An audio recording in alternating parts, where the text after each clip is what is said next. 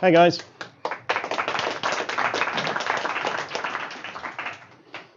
So my talk's a little bit different from most of the guys today because I'm more of a generalist because I like to try a load of different things.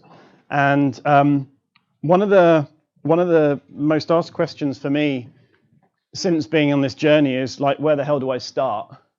So that's really what I wanted to touch on today. Now I've got 20 minutes to do an hour's talk, so I'm going to go surface level on most of it. But hopefully you guys will have some good takeaways to know where to begin for those of you that are new to biohacking.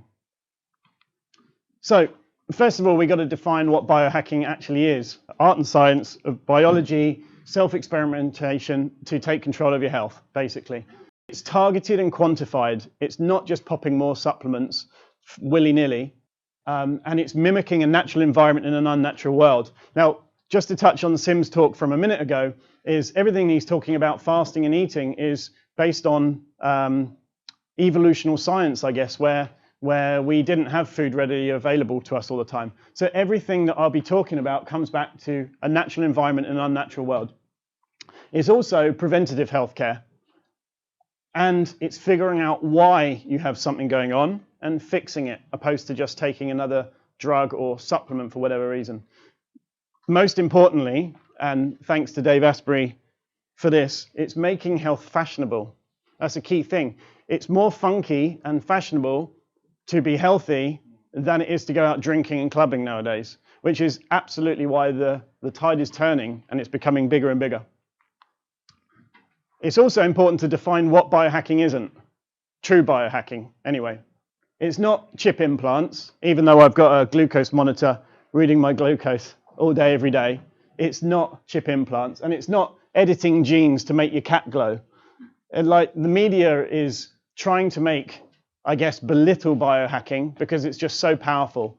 And the reason why it's so powerful is because it works. This shit really works. Now, biohacking is health optimization. It's bringing in the best from all of these. It has complete flexibility to help you fix your health or be optimal.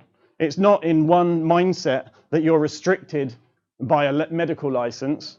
It's not with one bias. It's ego-free. It's saying, I am going to do what works, and I'm going to take control of it myself. So all of these things that you'll see around you, all of these biohacking products that come up, they are just shiny fucking toys, but good ones that I enjoy very much. But what's more important is, how do they all fit together?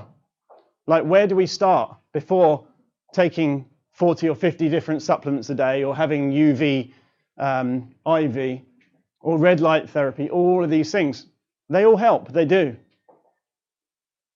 But they're not fundamental, not yet. So, every one of these fundamentals fits into 3 categories, and they are mind, body, and environment. Everything you ever need for your health optimization or biohacking journey is right here. If you want to take a photo, do that. I'm not going to run through death by PowerPoint. The bigger thing is, where to start in biohacking is why. What do you want out of it? Like, why are you doing it? Is it because you want your health back, like me? Is it for longevity, because you want to live forever, because you're a billionaire and don't want to lose everything you built? Is it for peak performance, because you're running multiple companies? Or is it because it's cool? Or a combination of all of those? So it's really important you start with why. So for me, it's for health. But to know where to start, and not just based on subjective gut feeling of what your whimsical thought of the week is to really write down what you want out of it. For instance, if you're having trouble sleeping, if you've got problems with your immune system or energy or libido, mental clarity, bloating, whatever it may be, this is very flexible to any of the symptoms or anything you've got going on. Understanding what you want out of it and rating each one of those things. And this isn't for everyone to use. It's for you to work out what you should be improving. These are my particular scores. So for me, my most important things has been mental clarity and immune system. I kept on getting ill, worse and worse and worse, prescribed more and more drugs, iller and iller and iller. And as a result, my brain wasn't working. My logic was that if my brain is working, I can figure all this stuff out. So I went with mind first, immune second. So it's important that on this journey, when you've done some research, is to work with a functional medicine doctor that knows a lot of this stuff. And every other specialist and guru out there, take on board what they say, but come to your own conclusions. For me, the biggest thing that I have learned along this journey is to test and track and optimize based on that. Now, based on Dr. Ted Akakoso's work, he's a speaker at my summit, 212 IQ on a bad day, 186 on a good, as he always says, is metabolomics or intercellular medicine. And what this particular test did for me was to look at what's in the cell that shouldn't be, such as mercury, and what isn't in the cell that should be, and then figuring out how to make that happen. And then obviously working on it and tracking it to see how your improvements go. So in this test, it showed that I was high in mercury intercellular. Now I already knew this, but this test confirmed it further. So what do? I then expand it to look in, say, okay, if I've got high levels of mercury, what else have I got going on? So this is a hair mineral analysis test of toxic metals. And as you can see on the left-hand side, arsenic is very high, mercury is pretty high. And as a result of those, the deficiencies are significant. So my body isn't able to do what it should do naturally because it hasn't got the right building blocks. So I looked at many different protocols, including mercury chelation, which is a bitch, but it got my metals down. The deficiencies start going right, but it's important to work with them. So this is just an example of how to quantify before and after. As a result of doing these things, my immune system is now 9 out of 10. And I rarely get a cold, I rarely get ill from being ill every single day and not being able to leave the house once upon a time. It's going to be different for every one of you here as to what your goals are. It could be bloating, it could be mental clarity, it could be sleep. Figure it out, figure out how to track it. Here's some of the things that I measured daily. So again, I'm not going to run through all of them, but at one point I was tracking 35 markers a day, some subjective, some through tracking with particular devices, the things that are important to me. And then I could plot that on a graph to see where the correlations were and how one thing had a cause and effect on another. But all of this to one side for the minute, these are the basic things that you should do before you do anything else. And this is over the last 9 years, before I even knew what biohacking or bulletproof coffee was as a term, everything has led me back to this first. Optimize your sleep. Thank you, Greg, if you're here still.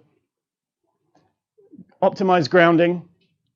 There's science behind grounding, specific science that reduces inflammation in the body. Get an oral microbiome test done because health starts in the mouth. Because if you haven't got the right microbiome in your mouth, your gut's not going to be right. And a good portion of people are bloated these days and they take probiotics, but they don't check their oral microbiome. Make sure that your liver's optimized based on genetic side of things, and I won't go into that. Get decent sunlight, and if you're not getting decent sunlight, optimize with vitamin D and vitamin K. Exercise every day. Longevity and lifespan increases significantly if you do, but not so much that you stress your adrenals and become ill as a result. Optimized diet, obviously, such as the bulletproof diet, that's my favorite, obviously. Optimal oxygen and breath work. Now, Wim Hof's work does so well because people aren't focusing on their breathing enough. Therefore, their basic bodily functions aren't working properly. Wim Hof method is making it funky. It's making you focus on your breath. And intermittent fasting. Thanks, Tim. I'm not going to dig into the science on all of these, obviously. The cool stuff, and yeah, sure, I have tested all of these and many more, are these. And I have people reach out to me, like one guy last week said, Tim, I want to optimize my gut. Which peptide's right? And I was like, have you done this, or this? And do you eat sugary crap food? I don't do any of that, and yes, I do. Okay, so peptides isn't the right way. Like, think properly here. So Every one of these also ties back to mimicking a natural environment and an unnatural world. For instance, growth hormones. If you're fasting properly and exercising properly, your growth hormones will be optimal. If you're not, they won't be. So you can inject those. I class it as a biohack. But biohacking is a mindset. So people say, well, yoga's not a biohack. Well, actually, it is if you're a biohacker, not if you're not. It's basically saying, here is a mindset to optimize myself, and these are all the cool modalities to do to biohack yourself. So if you're stressed out, your cortisol high, you're not sleeping right, blah, blah, blah, blah, blah, you bring all these things together, that is biohacking. But doing one thing on its own isn't. NAD, as Sim talked about, neurofeedback, C60, molecular hydrogen, all of these things play on basic principles for the body. Even PMF and red light therapy, sunset. You don't get enough of it? Have some red light. It's a simple biohack. This is me at 31 and me at 40 after a shit ton of biohacking. I'm quite pleased with that. So this is what it can achieve if you do it right. So, why are you doing it? What you're going to do, and then research and use every specialist or every resource or every guru you can to figure out how. There's a big peer group out there. Biohacking is growing like crazy. It's a worldwide movement now. It's not just some little focal thing with some cool, funky toys. So, as Dr. Ted Akikoso says, it's very simple. Sleep well, eat well, hydrate well, breathe well, move well, sun well, ground well, relate well, and love well. Here's some resources. Take a photo.